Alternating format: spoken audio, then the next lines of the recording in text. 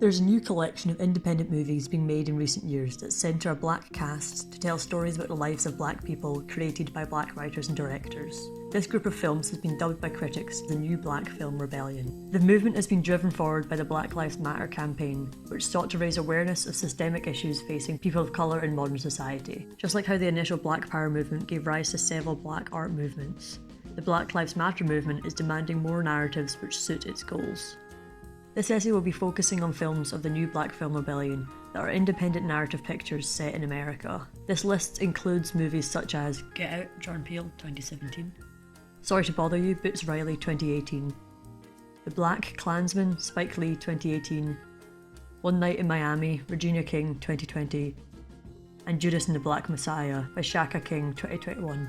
This essay will be discussing the differences and similarities in the cultural backgrounds and textual features of these New Black Film Rebellion movies, compared against the films made by black creatives in the late 70s and early 80s in LA during the movement known as the LA Rebellion.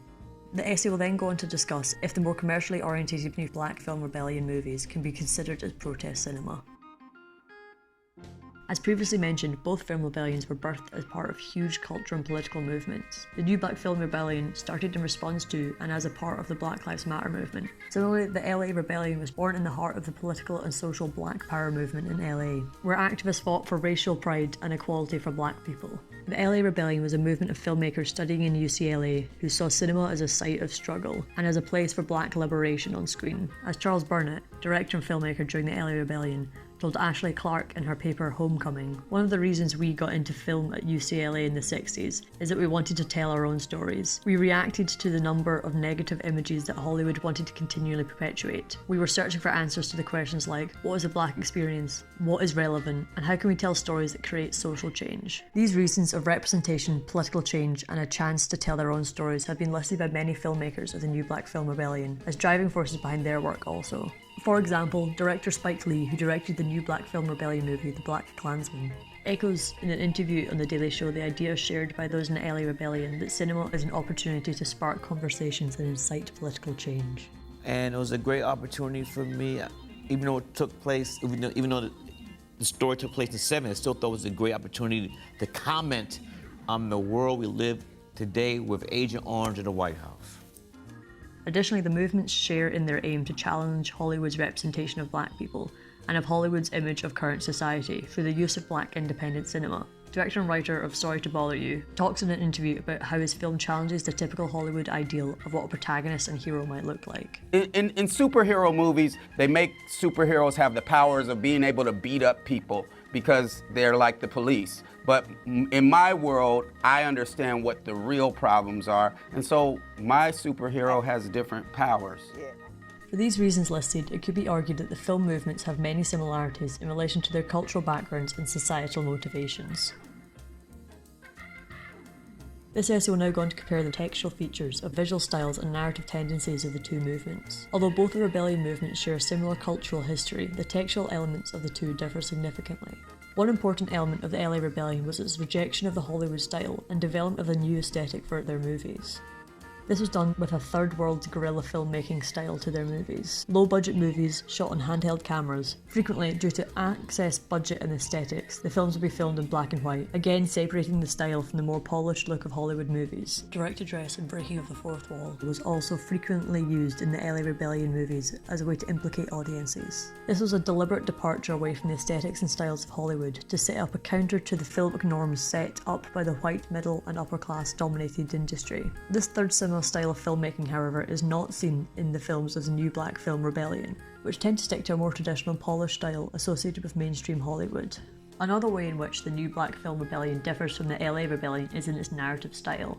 The LA Rebellion tended to use more open narratives without the tight cause and effect plotting of Hollywood pictures, as well as a tendency to have a wider group of characters without an obvious main character. This also differs from the films of the New Black Film Rebellion, which often stick to a much more traditional style of Hollywood narrative, following cause and effect and having a recognisable set of characters. Another difference between the rebellion movements is the films of the LA Rebellion were often neo-realist docu-fiction pieces of cinema set in working-class black homes in LA in the late 70s and early 80s. rebellion filmmakers collectively imagined and created black cinema against the conventions of Hollywood and blaxploitation films. They did this by attending to the quiet moments of everyday life in their communities and by paying homage to the dignity of their characters. Whereas the films selected by this essay of the new black film rebellion tend to fall into one of two categories: films that retell or reimagine stories of historic figures, or genre-based explorations of race relations. The stories told, despite still being focused on race, are drastically different from the more open, neo-realist style of the LA Rebellion. Director Boots Riley describes his new black film rebellion movie, Sorry to Bother You, as an absurdist dark comedy with magical realism and science fiction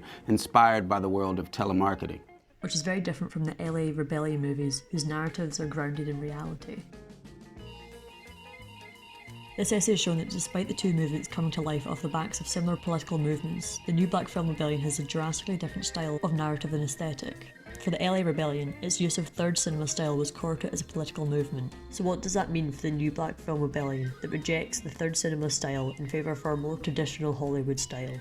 For Haile Jeremiah, the way Hollywood films and subsequently new black film rebellion movies are stylized encourages a passive viewing of films, and therefore audiences do not feel compelled to take action on the content they have just consumed. Is it vital for a cinematic movement to use third cinema styles, or can films invoke collective active participation through a more traditional style of narrative and cinematography? The writer of the new black film rebellion movie The Black Klansman, Kevin Willman, believes that by employing a more traditional Hollywood style, films from the new black film rebellion are more effective pieces of protest than if they just copied the aesthetics of the LA film rebellion. He argues that having films be more accessible, then they will reach a wider audience, and therefore will be more impactful as pieces of protest cinema. The paper, on practicing independent African cinema, goes on to state, the experiences recalled and the lessons learnt are thereby made attractive and possibly more effective than the straightforward social problem or message film. There are some counter-arguments to the new black film rebellion as a protest movement, however.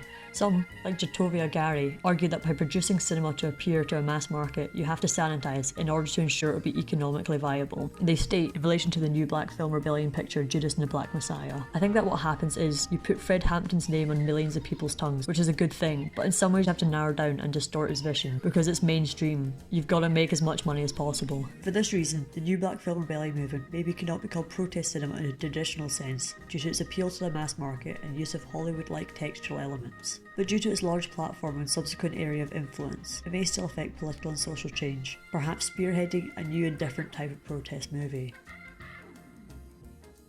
The two rebellion movements share a lot of similarities in their cultural backgrounds and their political and social beliefs, both being born part of a larger social black liberation movement and acting as a voice for black people countering the Hollywood narrative. However, despite this, the aesthetic and narrative styles of the two movements differ significantly, with the LA Rebellion being grounded in third cinema and the new black film rebellion more closely following the traditional Hollywood style of filmmaking. The new black film rebellion cannot be considered protest in a traditional sense.